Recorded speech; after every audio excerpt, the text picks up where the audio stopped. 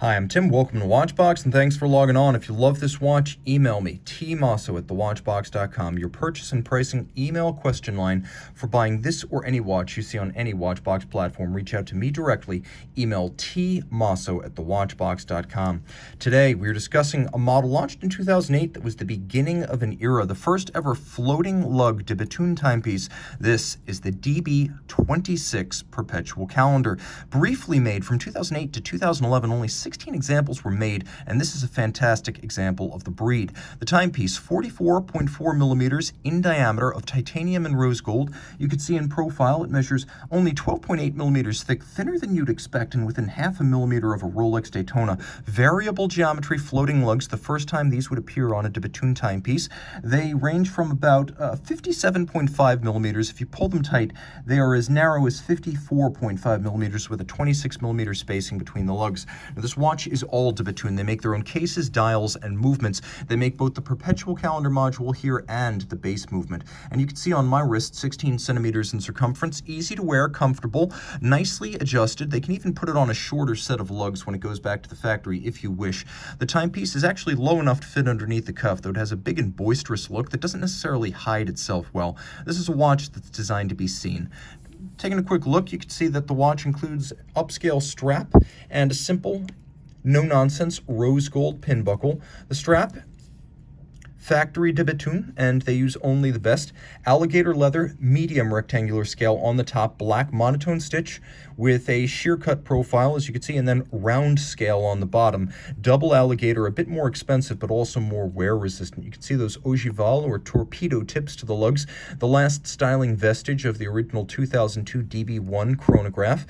Everything else here, though, quite progressive. The actual floating lugs, being spring-loaded and mobile, they're made of grade 5 titanium, so highly scratch resistant.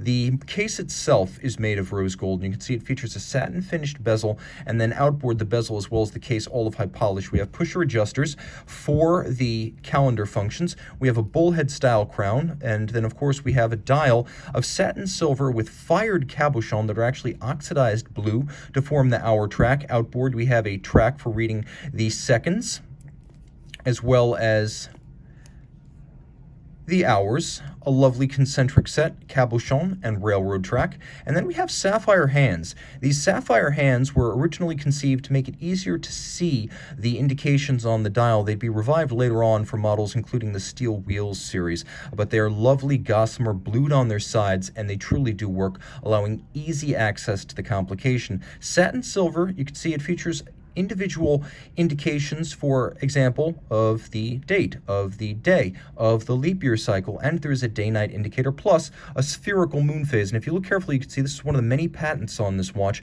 a patented spherical moon phase display with accuracy of 122 years. One half is actually blued steel, the other half is white palladium. It is a perpetual calendar system designed by de Bethune, as is the base caliber. The watch is 30 meters water resistant, but please don't test that theory. This is a timepiece that is designed to remain high and dry, a dress watch complication par excellence. The movement is caliber 2005, twin barrels, 5-day power reserve, manual wind. It has a number of patented elements, so the twin barrels self-adjusting, patented. The triple parachute 1-2-3 shock protection system, patented. The titanium and platinum yoke-shaped balance wheel, patented. The hairspring, 2 elements shaped by hand and clamped together, patented. And then we have a silicone escape wheel, also patented. What's fascinating here is that with the triple shock protection, you can recenter the balance staff very quickly so that shocks will have a minimal impact on chronometry. All of the speed sway at 28,800 vibrations per hour. The balance is both aerodynamic and resistant to expansion or contraction in hot or cold weather, so it has a minimal thermal coefficient, so timing doesn't change dramatically. And that two-piece hand-formed flat hairspring beats concentrically like an overcoil, but without the thickness or shock susceptibility of an overcoil. Finishing is traditional, Cote de Bethune. You can see that the blackened side of the wave actually faces outward on both sides. This bridge is made in 2-piece, and the wheel that creates the stripes is reversed for each side. Satination on the wheels, including the 2 barrels, black polished screw heads. You can see there's actually a handsome and traditional mirrored anglage on the set of the bridges. You can see the same on the edges of the steel springs for the triple parachute. They're beveled on their sides, satin on their top, and the full balance bridge is black polished with the base plate satinated. technically formidable. And again, with a perpetual calendar, you only need to change it once in the year 2100. So in other words, set it, wind it, you're good. Reach out to Team Mosso at thewatchbox.com for purchase and pricing details.